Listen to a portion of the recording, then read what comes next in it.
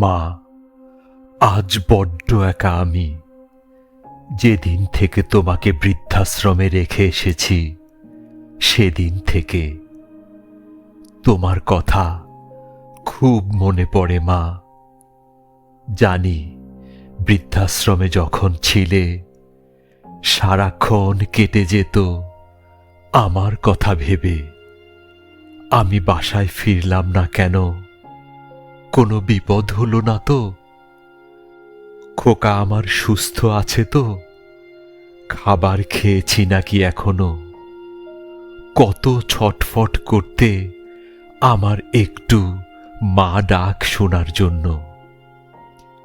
আমাকে দেখলে খোকা বলে জড়িয়ে ধরতে, চুমু খেতে আমার কপালে, আদরে আদরে ভরিয়ে দিতে তোমার খোকাকে। তোমার ভালোবাসাতে আমি বিরক্ত বোধ করেছি।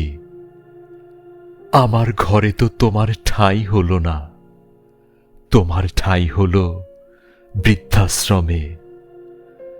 আমার মতো কুলাঙ্গার সন্তান কারো যেন আর না হয়।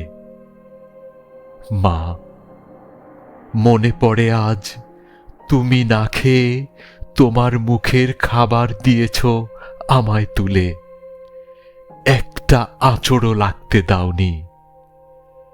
কত আদর যত্ন স্নেহ মমতা দিয়ে ঘিরে রেখেছিলে আমাকে।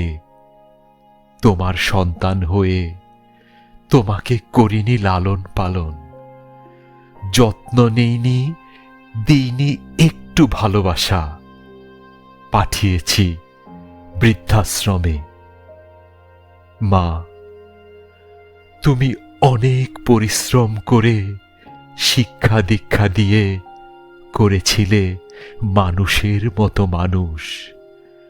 ধন সম্পদ সব দিয়েছ উজাড় করে, রাখিনি বুকে জড়িয়ে তোমাকে, দিয়েছি বৃদ্ধাশ্রমে।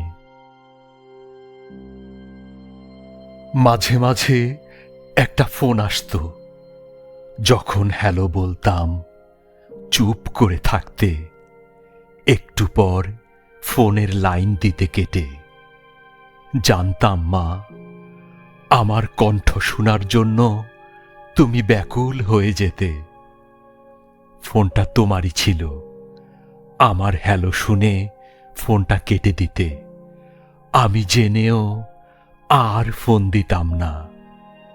মা, তুমি নীরবে কেঁদে কেঁদে চোখের জলে বুক ভাসাতে। কবে খোকা আমাকে নিয়ে যাবে? মা, তোমাকে অনেক হেলা করেছি, মৃত্যুর খোঁজ খবরও রাখিনি।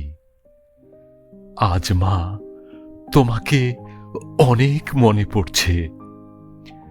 তোমাকে আমি যেই জায়গায় রেখে এসেছি ঠিক সেই জায়গায়, ঠিক সেই জায়গায় এখন আমি দাঁড়িয়ে আছি। এখন আমিও তোমার মতো পথ চেয়ে আছি।